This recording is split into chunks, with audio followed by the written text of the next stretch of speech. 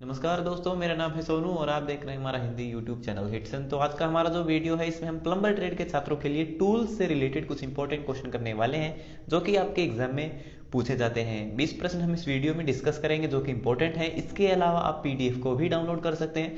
PDF में आपको जो और भी बहुत सारे क्वेश्चन पढ़ने को मिल जाएंगे जो कि टूल से रिलेटेड है, जो आपके लिए जरूरी है। तो चलिए शुरू करते हैं वीडियो को बिना ज्यादा समय लिए। और हाँ, पीडीएफ का लिंक आपको वीडियो के डिस्क्रिप्शन में मिल जाएगा। तो सबसे पहला प्रश्न है, ट्राई स्क्वायर का दूसरा नाम क्या होता है? तो ट्राई स्क्वायर आप सब जानते हैं 90 डिग्री का कोण चेक करने के लिए हम इसका यूज करते हैं।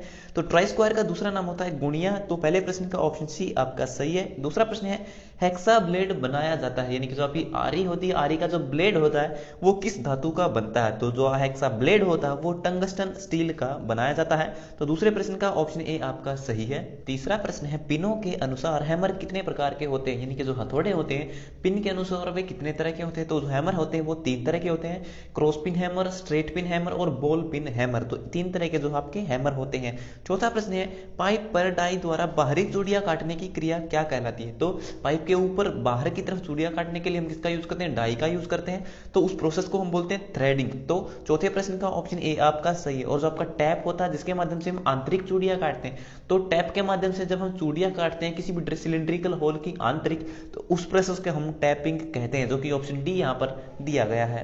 पांचवा प्रश्न है, स्क्राइबर किस प्रकार के कार्य के लिए प्रयोग किया जाता है? तो स्क्राइबर जो है एक मार्किंग टूल है, तो इसका इस्तेमाल मार्किंग के लिए हम करते हैं मेटल पार्ट्स पर। तो पांचवें प्रश्न का ऑप्शन डी आपका सही है। छठा प्रश्न है, बेंच वाइज कितनी ऊंचाई पर फिट की जाती है? तो बेंच वाइज जो है जमीन से 42 इंच की ऊंचाई पर फिट की जाती है, या फिर जो प्लम्बर होता है उसकी कोहनी की ऊंचाई तक भी हम जो है बेंच वाइज को फिट कर सकते हैं। यानी कि आपकी जो कोहनी की ऊंचाई है, ठीक है, जब आप सीधे खड़े होते हो तो आपकी कोहनी की जो ऊंचाई होती है इतनी ऊंचाई तक भी हम जो है बेंच वाइज को फिट कर सकते हैं। तो छठे प्रश्न का ऑप्शन ए आपका सही है।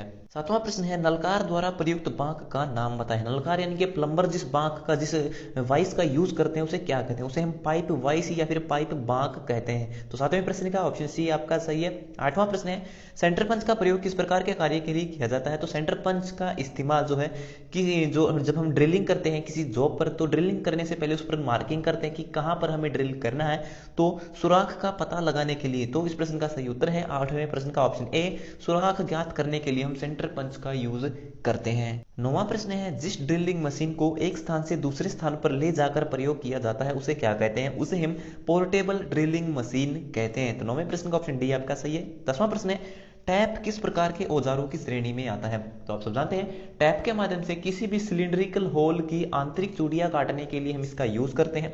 तो ये क्या करता है? चूड़ियां काटता है। तो ये जो है एक प्रकार का कटिंग टूल है। तो 10वें प्रश्न का ऑप्शन डी आपका सही है, ये कटिंग औजारों की श्रेणी में आता है। 11वां प्रश्न है, माइल्ड स्टील में टैपिंग करते समय कौन से लुब्रिकेंट का प्रयोग किया जाता है? तो माइल्ड स्टील यानी कि आईटीआई के अंदर जो आपको एमएस प्लेट की जॉब दी जाती है जिस पर आप जो है काम करते हो, ठीक है, तो एमएस प्लेट का मतलब होता है माइल्ड स्टील यानी कि नरम इस्पात, ठीक है। तो उस पर जो लुब्रिकेंट के लिए हम किसका यूज करते हैं? यानी कि टैपिंग करते समय जब हम टैप के माध्यम से उसमें चूड़ियां काटते हैं तो उस समय लुब्रिकेंट के लिए हम किसका यूज करते हैं? तो उस समय हम मोबिल ऑयल का यूज करते हैं। तो 11वें प्रश्न का ऑप्शन सी आपका सही है। 12वां प्रश्न है, यदि धातु अधिक कठोर हो तो ड्रिल की स्पीड को रखा जाता है। तो धातु अगर कठोर है तो ड्रिल की स्पीड हमें जो है कम रखनी होती है।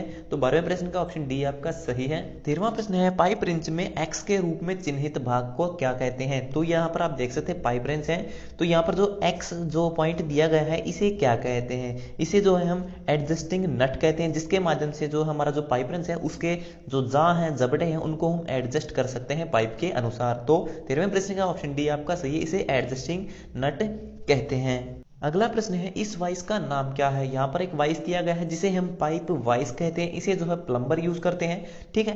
तो इस प्रश्न का सही उत्तर ऑप्शन बी, ये एक पाइप वाइस है। 15वां प्रश्न है, कैलिपर का नाम क्या है? तो यहाँ पर एक कैलिपर दिखाया गया है जिसकी दोनों टांगे जो है अंदर की तरफ मुड़ी हुई है। तो जिस कैलिपर की दोनों टांगे अंदर की तरफ मुड़ी होती है उसे हम आउटसाइड कैलिपर कहते हैं। यानी कि पाइप जो होता है उस पाइप का बाहरी व्यास ज्ञात करने के लिए हम जो है आउटसाइड कैलिपर का यूज करते हैं। और इसके ऊपर जो है स्प्रिंग लगा हुआ है, तो इसे जो है स्प्रिंग जॉइंट आउटसाइड कैलिपर हम कहेंगे। तो 15वें प्रश्न का ऑप्शन सी यहाँ पर आपका सही है। अगर इसकी टांगे बाहर की तरफ मुड़ी होती तो इसे हम इनसाइड कैलिपर कहते। तो इस प्रश्न का इस समय ऑप्शन सी आपका सही है। पाइप का बाहरी व्यास ज्ञात करने के लिए हम आउटसाइड कैलिपर का यूज करते हैं और ये एक आउटसाइड कैलिपर है। 16वां प्रश्न है एक्स के रूप में चिन्हित भाग का नाम क्या है। तो यहाँ पर आप देख सकते हैं एक्स के रूप में जो चिन्हित भाग है इसे हम ड्रिल चक कहते हैं, क्योंकि इसके अंदर ड्रिल की जो बिट है उसको फिट किया जाता है और चक की के माध्यम से इसको टाइट किया जाता है। तो यहाँ पर आप देख सकते हैं जो व्यक्ति हाथों में पकड़े हुए हैं इसे चक की कहते हैं और एक्स के रूप में जो निशान दिया गया है, ठीक है, जो एक्स जो निशान है इसे हम ड्रिल चक कहते हैं, जिसके अंदर हम जो है ड्रिल बिट को फिट करते हैं। तो 16वें प्रश्न का ऑप्शन बी आपका सही है। 17वां प्रश्न है एक्स के रूप में चिन्हित भाग का नाम क्या है। तो यहाँ पर आप देख सकते हैं एक्स के रूप में जो चिन्हित भाग है इसे हम योग कहते हैं। तो 17वें प्रश्न का ऑप्शन ए आपका सही है।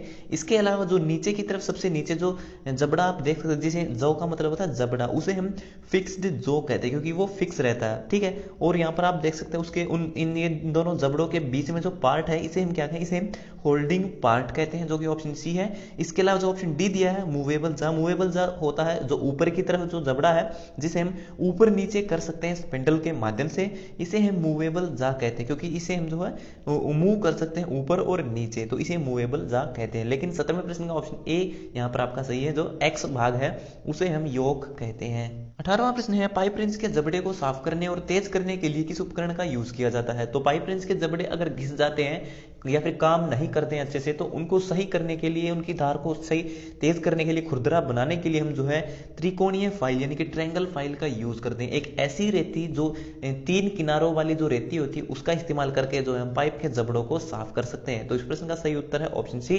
त्रिकोणीय फाइल यानी कि ट्रायंगल फाइल। 19वां प्रश्न है पोर्टेबल हाथ से संचालित पाइप बेंडर में एक्स के रूप में चिन्हित भाग का नाम क्या है।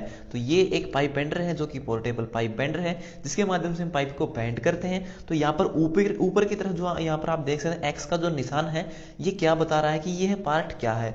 ये जो पार्ट है आप देख सकते हैं ये पाइप को रोक कर रखने का काम करता है, तो इसे हम पाइप स्टॉप लीवर कहते हैं। तो 19वें प्रश्न का ऑप्शन बी आपका सही है। ये पाइप को एक जगह पकड़कर रखने का काम करता है, उसको जो है घूमने नहीं देता है, ठीक है। तो 19वें प्रश्न का ऑप्शन बी आपका सही है, पाइप स्टॉप लीवर।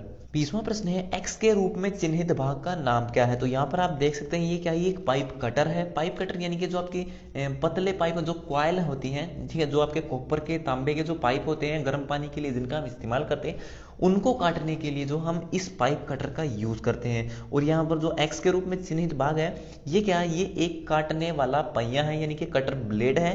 तो 20वें प्रश्न का ऑप्शन बी आपका सही, इसे काटने का पहिया कहते हैं। और ये जो टूल है ये एक आपका क्या है, ये एक छोटा सा जो पाइप कटर है जिसके माध्यम से हम जो है क्वाइल टाइप यानी कि बिल्कुल छोटे साइज के जो छोटे व्यास के जो पाइप होते हैं उनको काटने के लिए हम इसका यूज करते हैं। तो ये हो गए हमारे आज के सभी प्रश्न कंप्लीट। सो वीडियो देखने के लिए धन्यवाद। अगर आपका कोई सवाल है तो आप कमेंट बॉक्स में लिख करके पूछ सकते हो। तो मिलते हैं हमारी अगली वीडियो में, तब तक के लिए नमस्कार।